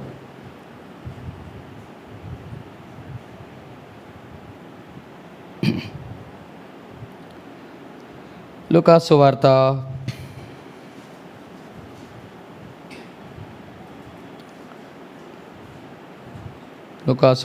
22:33. లూకాసు వార్త 22:33. అయితే అతడు, ప్రభువా, నీతో కూడా చెరలోకి, మరణంలోనికి వెళ్ళుటకు. ఎవరమ్మా చెప్పారా మాట? దేనిలోకి వెళ్ళిపోతాడట? చెరలోకి వెళ్ళిపోతాను ప్రభా నీకోసం అవసరమైతే. లేకపోతే మరణములోనికి. 2 పదాలు జ్ఞాపకం చేసుకుందాం. ఈ రెండిట్లోకి వెళ్ళాడా పేతురు? అంటే యేసు ప్రభు బ్రతికున్నప్పుడు వెళ్ళాడా? నేను సిద్ధంగా ఉన్నాననేటువంటి నీవు నా జీవితంలో మనం చెప్పేటప్పుడు, అంటే దాని అర్థం ఏంటి తెలుసా? సువార్త చెప్పినప్పుడు సమాధానం చెప్పడానికి సిద్ధంగా ఉండాలి, సువార్త చెప్పడానికి సిద్ధంగా ఉండాలి. అవసరమైతే చెరలోనికి వెళ్ళడానికి. నన్ను అన్యాయంగా చెరలో పెట్టించారన్నా. అపోస్తలుడైన పేతురు, అపోస్తలుడైన పౌలు ఎక్కడ అలాగ అనలేదండి. ఏం బ్రదర్ అన్నారా? వారు చెరలోనికి వెళ్ళి సంతోషముతో ఆనంద కీర్తనలు అర్ధరాత్రి వరకు, చెప్పండి ఏం చేశారు? అర్ధరాత్రి వరకు కీర్తనలతోనూ, చెప్పండి, ప్రార్థనలతోనూ. అబ్బోబోబో, చెరసాలలో ఉన్న ప్రతి ఒక్కరూ వినేటంత బిగ్గరగా వారి జీవితము. ప్రియ సహోదరుడా, సహోదరి, ఒక్క చిన్న సమస్య వస్తే, చిన్న శ్రమ వస్తే చెరలో పెడితే యేసుక్రీస్తు మా సేవకుని ఎలాగైనా విడుదల ఇవ్వాలి, రండి క్రైస్తవులారా ఏకమవుదాం, మన సేవకుని లోపల పెట్టారు. నాకు తెలిసి బైబిల్ ఉన్న అనుభవం ప్రకారం రోమా చెరసాలలో పౌలు ఉంచబడ్డాడు, ఎవడు ధర్నాలు చేయలేదు. అపోస్తలుడైన పేతురు చెరలో ఉంచబడ్డాడు, సంఘం ఆయన కొరకు ప్రార్థన చేసింది. ఇక్కడ ప్రార్థన చేస్తే అక్కడ పునాదులు కదిలే, అక్కడి నుంచి దేవదూత వచ్చింది. రాత్రి చెరసాలు వేసినట్టే ఉన్నాయి బయటికి. చూడండి ఎంత అద్భుతాలు జరిగాయో. అది చేయము, అసలు చేయాల్సింది చేయకుండా, చెప్పండి, పాత నిబంధనలు క్షమించండి, మన మొదటి శతాబ్దంలో అపోస్తలుడు చేసేటువంటి పనులు చేయకపోవడం వల్లే మన సువార్త ఇంత దారిద్ర్యంగా తయారయ్యింది. సువార్త శక్తి కాస్త ఏమైపోయింది? శక్తి కాస్త ఏటైపోయింది? సువార్త ద్వారా మార్చబడవలసిన వాళ్ళు, సువార్త దగ్గరికి రావాల్సిన వాళ్ళు, సువార్త నుండి మాకొద్దు, వెళ్ళిపో, మాకు చెప్పొద్దు అనేటువంటి రీతిలోకి వెళ్ళిపోయేటట్టుగా చేసింది మనం కాదా? వస్తాయి శ్రమలు. ప్రియమైన వర్లారా, ఈ దేవునిలో ఇంత శక్తి లేకపోతే వీళ్ళు ప్రకటించిన దానికరికి అయ్యయ్యా మమ్మల్ని దయచేసి కొట్టొద్దయని బ్రతిమాలడంలోనూ ఒక బాగుంది, కానీ అయ్యా మమ్మల్ని ఎందుకు కొడుతున్నారు అనేటువంటి అడగడంలో భాగం మంచిదే, కానీ నన్నెందుకు చేస్తారు, నాకు ఇచ్చింది అట్లా లేదని కాదు. దేవుడు నీకు ఇచ్చినటువంటి బాధ్యతను మనకు మాత్రమే తెలుసు, వాళ్ళకి తెలీదు. అందుకే మిమ్మల్ని ఎవరు చెప్పమన్నారు అని ఒకవేళ అడిగితే సాత్వికముతో, భయముతో సర్వలోకమునికి వెళ్ళి సువార్త ప్రకటించి మా దేవుడు మాకు చెప్పాడండి, చెప్తాను, మీకు ఇష్టం ఉంటే వినండి, లేకపోతే లేదు. అందుకే అన్నాడు, నమ్మినవాడు రక్షించబడను, నమ్మని వానికి దట్స్ ఆల్. దేవుడు చూసుకుంటాడు. అది మనం సువార్త ప్రకటించిన తర్వాత చెరలోకి వెళ్ళడానికి. ఇది మూడోది గమనించండి, సిద్ధముగా ఉండాలి. నేను అమ్మమ్మ చెరలోకి వెళ్ళిపోతే ఎలాగా? చాలా బాధలో ఉంటుంది. దీనికి ఒక పేరు పెడదాం, శ్రమ. సువార్తకి సిద్ధంగా ఉండాలి, సమాధానం చెప్పడానికి సిద్ధంగా ఉండాలి, శ్రమ పడడానికి సిద్ధంగా ఉండాలి. నాలుగోది అంటాడు, చెప్పండి, చెరలోనుకు, మరణంలోనికి వెళ్ళడానికి ఈ నెల లేదు, కానీ ఒక వ్యక్తి అన్నాడు అలాగే వెళ్ళాడు. ఎవరు చెప్పండి? అంటే యేసు ప్రభు చనిపోయిన తర్వాత ఆ వ్యక్తి అన్నాడు. చూడండి, ఆ మాట కూడా మీకు జ్ఞాపకం చేస్తాను. అపోస్తుల కార్యం 21:13. అపోస్తుల కార్యములు 21:13. అపోస్తుల కార్యములు 21:13. పౌలు, మీరు ఏడ్చి నా గుండెను బద్దలు చేస్తారు. నేనైతే ప్రభువైన యేసు నామము నిమిత్తం యెరూషలేములో బంధింపబడుటకు లేక చెరలో వెళ్ళుటకు మాత్రమే కాక శోధింపబడుటక చనిపోవుటకును. ఏం తీర్మానం అండి నిజంగానా. చూడండి, అపోజిట్ పౌలుకి ఇప్పుడున్న సేవకులకు ఉన్న డిఫరెన్స్ చూసారా? నన్నెందుకు ఎడతావని వాగ్దానాలు చేసిన వాళ్ళు ఎక్కడా? నా యేసుక్రీస్తు ప్రభు వారి యొక్క నామము నిమిత్తము, నా యేసుక్రీస్తు ప్రభు యొక్క శ్రమల నిమిత్తం, యేసుక్రీస్తు ప్రభు యొక్క సువార్త నిమిత్తం, యేసుక్రీస్తు ప్రభు యొక్క పేరు నిమిత్తం నేను చనిపోవుటకు కూడా నేను సిద్ధముగా. అబ్బా, ఏమి కమిట్మెంట్ అండి అది! దేవుని సేవ. వారు దేవుని దాసులు, వారు దేవుని నిజమైన పరిచారకులు, వారు నిజమైన దేవుని సేవకులు. పోట్లాడేవారు కాదు. రా నువ్వెంత నేనెంత, నీ జ్ఞానం ఎంత నా ఎంత, జ్ఞానం తెలుసుకోవడానికి కాదు ఇక్కడ. నీకు అర్థమవుతుందా చెల్లి, తమ్ముడా? సిద్ధంగా ఉన్నావా సువార్త ప్రకటించడానికి? సిద్ధంగా ఉన్నావా సమాధానం చెప్పడానికి? సిద్ధంగా ఉన్నావా శ్రమ పడడానికి? సిద్ధంగా ఉన్నావా చచ్చిపోవడానికి? లేకపోతే సాహసము అని కూడా అనొచ్చు. చనిపోవడం సాహసమే కదా. 5వ చూస్తాం చూడండి, ఒక మాట, ప్రాముఖ్యమైన మాట. ఇది అన్నీ ఉండి ఇది లేకపోతే రండి. మత్తయి సువార్త 22:44. అదేవిధంగా లూకా 12:40. మత్తయి సువార్త 22:44 ప్రమిళ చదువుతుంది, లూకా 12:40 అను చదువుతుంది. నీవు నా కుడి పార్శ్వమున కూర్చుండమని ప్రభువు నా ప్రభువుతో చెప్పాను వలన. మత్తయి సువార్త 22:44 చదువున్నాను. చెప్పాను.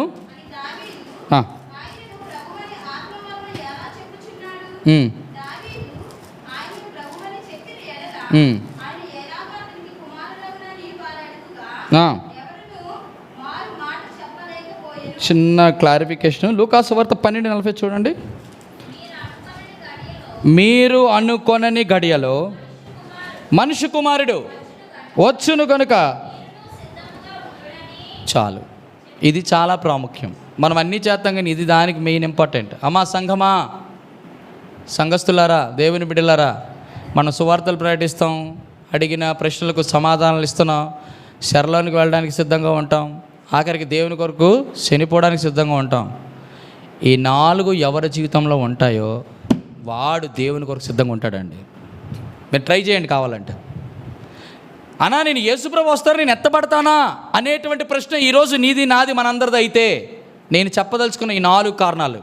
నువ్వు సువార్త ప్రకటించడంలో మెలకుగా ఉంటే, సమాధానం చెప్పడానికి రెడీగా ఉంటే, శ్రమ పడ్డానికి సిద్ధంగా ఉంటే, అవసరమైతే దేవుని కొరకు సాహసం చనిపోవడానికి సిద్ధంగా ఉంటే, యేసుక్రీస్తు ప్రభు వారి యొక్క రాకడ పర్యంతరం నేను దేవుడు వెతుకుని వెళ్ళిపోతాడు. సిద్ధంగా ఉన్నట్టే నువ్వు లెక్క. మెలకుగా ఉండడం అంటే ఇది. యేసుక్రీస్తు ప్రభు వారు రాబోతున్నారు, సంఘాన్ని తన వధువును తీసుకెళ్ళిపోబోతున్నాడు. ఒకవేళ ఎవరైతే 5 కారణాలు ఉంటారో వాళ్ళే వదకు తేబడినటువంటి గొర్రెపిల్ల మన ప్రభువైన యేసుక్రీస్తు ప్రభు వారి యొక్క సాదృశ్యపు లక్షణాలు మనలో ఉన్నట్టు లెక్క. వారే బలిపీఠము దగ్గరికి తీసుకురాబడతారు అర్పించబడ్డానికి. నీకు అర్థమైందని చెప్పిన మాట. రెండవది సాక్ష్యం. అందులో ఒక మాట, ఇందులో ఒక మాట చెప్పి నేను ముగిస్తాను, సమయం అయిపోయింది. ఏ సాక్ష్యం కావాలో తెలుసా? ఒక 5 విషయాల్లో మనకి సాక్ష్యం కావాలి, కానీ నేను ఇట్లా చెప్తాను. ఎప్పుడైనా చూడండి, సాక్ష్యము అంటే దాని అర్థం ఏంటి అంటే, ఒక్క మాట తమ్ముడా, ఎవరికైనా తెలుసా సాక్ష్యము అంటే అర్థం ఏంటి? సాక్ష్యము అంటే అర్థం ఏంటి?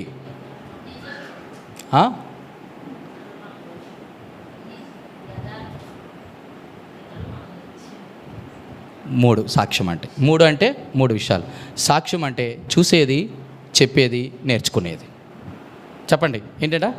సాక్ష్యం అంటే నిన్ను చూస్తారు, నీ గురించి చెప్పుకుంటారు, నిన్ను చూసి నేర్చుకుంటారు. నాన్న సాక్ష్యం అంటే అంతేనా? ఇంకేమైనా ఉందా? స్పెషల్ ఏమైనా ఉందా? నీ గురించి నా గురించి మనందరి కొరకు అయితే మనల్ని చూస్తారు, మన గురించి చెప్పుకుంటారు, మనల్ని చూసి నేర్చుకుంటారు. యేసుక్రీస్తు ప్రభువారు ఒకవేళ ఈ 3 మాటలు ఒకవేళ మన దగ్గరికి వస్తే మన గురించి ఏం చెప్పుకుంటున్నారు, మనలో ఏమి చూస్తున్నారు, మన నుంచి ఏమి నేర్చుకుంటున్నారు? సాక్ష్యం, సాక్ష్యం, సాక్ష్యం. చెల్లి తమ్ముడా, ఇటువంటి సాక్ష్యం మనకు కానీ సరైనది లేకపోతే మనం బలిపీఠపు అనుభవం దగ్గరికి రాలేదు, ఇంకా ప్రభువారిని మనం పోలి నడుచుకోలేదు. యేసుక్రీస్తు ప్రభువారిని గురించి చెప్పుకోవడానికి ముందు ఏం చేశారు? ఆయనని చూశారు. చూసారా లేదా? ఏం చెప్పారు? చూసి చూసి చూసి కళ్ళు కాయలు కాసిపోయి కానీ ఏంటన్నారు? ఇంకెందుకు వాళ్ళు ఏం చెప్పుకోవట్లేదు కానీ యేసుక్రీస్తు ప్రభువారు ఒక సవాల్ విసిరారు. ఏంటది? చూడండి, యోహాను సువార్త. ఆ మాట నాకు చాలా ఇష్టమండి. 7:16, క్షమించండి, యోహాను సువార్త 8:46, 8:46. యోహాను సువార్త 8:46. నా యందు పాపమున్నదని మీలో ఎవడు స్థాపించునో చాలు. ఏం సాక్ష్యం అండి! వాళ్ళందరూ అంటారు ఈయన చూడాలి, చూస్తున్నారు చూస్తున్నారు చూస్తున్నారు. ఏం చూస్తున్నారు? చూసి చూసి చూసి కళ్ళు కాయలు కాసిపోతున్నా కానీ ఆయన ఏదో తప్పు పట్టుకుందామని ప్రయత్నం చేశారు. కానీ ఎట్టి పరిస్థితుల్లో కూడా వాళ్ళు చెప్పడానికి ముందు అప్పుడు ఏమన్నాడంటే, చూసింది చాలు కానీ ఇప్పుడు నేను చెప్తాను విను అన్నాడు. ఏమిటి దేవుడు? నాలో పాపము ఉన్నదని ఎవడు, అందుకే ఆయన పాపము లేనివాడు, పాపము చేయనివాడు, పాపము ఎరగని వాడు. ఇదేంటి సాక్ష్యం అంటే? నేను ఎప్పుడు ఇదే అనుకుంటుంటాను, ప్రభా ఈ మూడిట్లో మాకు ఏది ఎక్కడ ఉన్నాను ప్రభా నేను. మన గురించి ఏం చెప్పుకుంటున్నారో సంఘస్థులారా, నీ గురించి నీ పక్క అటుపక్క ఆ బ్రదర్ ఈ బ్రదర్ ఏం చెప్పుకుంటున్నారో.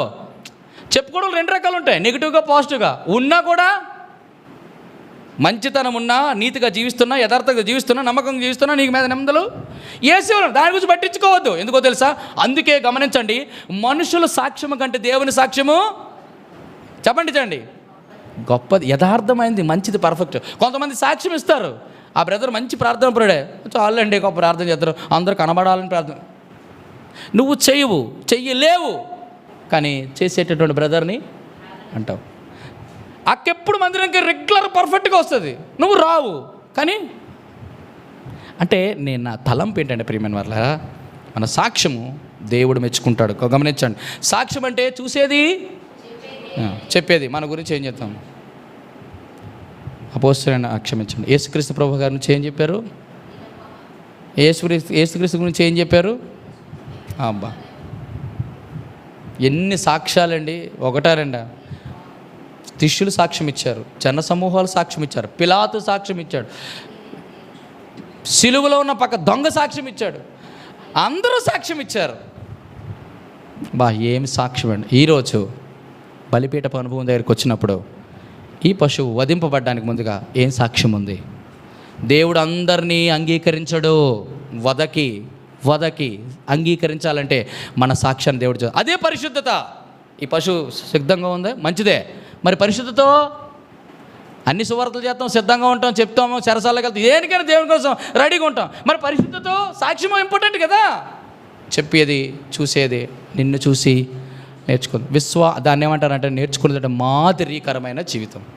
అందుకే అపోస్తలుడైన తిమోతి అంటాడు కదా, తిమోతి నీ మాటలోనూ, నీ ప్రవర్తనలోనూ, నీ పరిశుద్ధతలోనూ, నీ యొక్క విశ్వాసములోనూ, ఇంకొకటి ఉండిపోయింది ప్రేమలో. రైట్. ఈ 5 నువ్వు ఎవరికి మాదిరికరంగా ఉండాలా? విశ్వాసులకు మాదిరికరంగా ఉండాలి.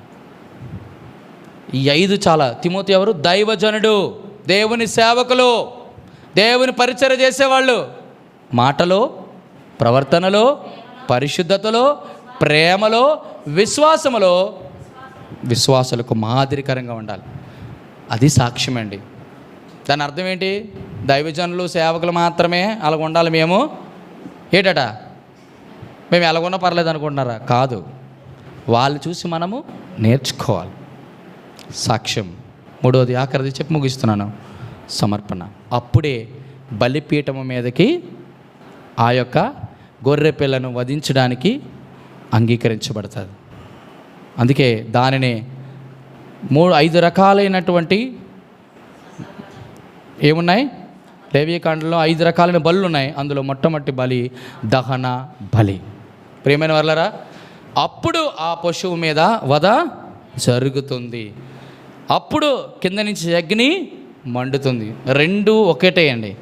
వధ ఏంటో తెలుసా? ఖడ్గం తీర్పు, కింద నుంచి అగ్ని తీర్పు. బాగా గమనించండి, దేవుని వాక్యానికే. కానీ గుర్తుంచుకోనండి, అప్పుడు ఆ పశువుని ఏం చేస్తుంది? దేవునికి తీర్పు దాని మీదకి వస్తుంది. కింద నుంచి అగ్ని మండుతుంది, పైనుంచి వధ జరుగుతుంది. వధ జరిగిన తర్వాత ఖండఖండాలుగా ఆ మాంసము విడిపోతుంది. ఆ బలిపీఠం మీద, ఆ జల్లెడి మీద ఉండబడుతుంది. కింద నుంచి అగ్నితో దాన్ని ఏం చేస్తుంది? కాలుస్తుంది. సగము కాలి సగం కాలకుండా ఉండకూడదు, మొత్తము కాలి బూడిద అవ్వాలి. దీన్ని ఏమంటామంటే దేవుడు సంపూర్ణంగా అంగీకరించినట్టు లెక్క. ఈరోజు అంగీకరించాలంటే దేవుడు 7 ఉన్నాయి మనలో. మొదటిది ఏం అంగీకరించాలి? మొదటిది నేను 3 చెప్తాను. మొదటిది అన్ని 3 చెప్పాను కాబట్టి, మొదటిది మనము చేస్తున్న ప్రార్థనని దేవుడు అంగీకరిస్తున్నాడా? 2 మనము చేస్తున్న పరిచర్యని దేవుడు అంగీకరిస్తున్నాడా? 3వది మనము చేస్తున్న ప్రార్థన అంగీకరిస్తున్నాడా? దేవుడు మనము చేస్తున్న పరిచర్యను అంగీకరిస్తున్నాడా? 3వది చెప్పండి. ఇంకొక పా, మీకు అందరికీ తెలిసిన పా, మన మొదటిది రండి. మొదటిది మీ ప్రార్థన అంగీకరిస్తున్నాడా? పరిచర్యను అంగీకరిస్తున్నాడా? 3వది ప్రయాస లేదు, చెప్పండి, ప్రవర్తన లేదు. దేవుడు అంగీకరించే శ్రేష్టమైనవి చెప్పాలి. పరిశుద్ధత, రైట్, అది ఇంపార్టెంట్. ఈ 3 కానీ అంగీకారం లేకపోతే వేస్ట్, అంతా అయిపోతుంది. పరిశుద్ధత కలిగి ప్రార్థన చేయొచ్చు, పరిశుద్ధత కలిగి అప్పుడు దేవుడు అంగీకరిస్తాడు. ఎంత అద్భుతమండి. ఈరోజు దహన బలిపీఠం దగ్గరికి వచ్చిన మన జీవితాల్లో యేసుక్రీస్తు ప్రభువారిని పోలినటువంటి ఆ దహన బలి, మొట్టమొదటి బలిపీఠపు ద్రవ్యం అన్నాను కదా, మొట్టమొదటి మాటను మనం ఈరోజు కంప్లీట్ చేసుకున్నాం. మంచిగా సిద్ధపాటు, దేని కొరకు సిద్ధపడాలో చెప్పాం. ఏ రకమైన సాక్ష్యం దేనిలో ఉండాలి చెప్పాం.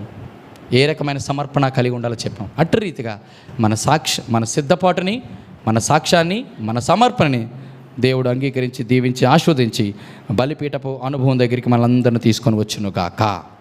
ఆమేన్.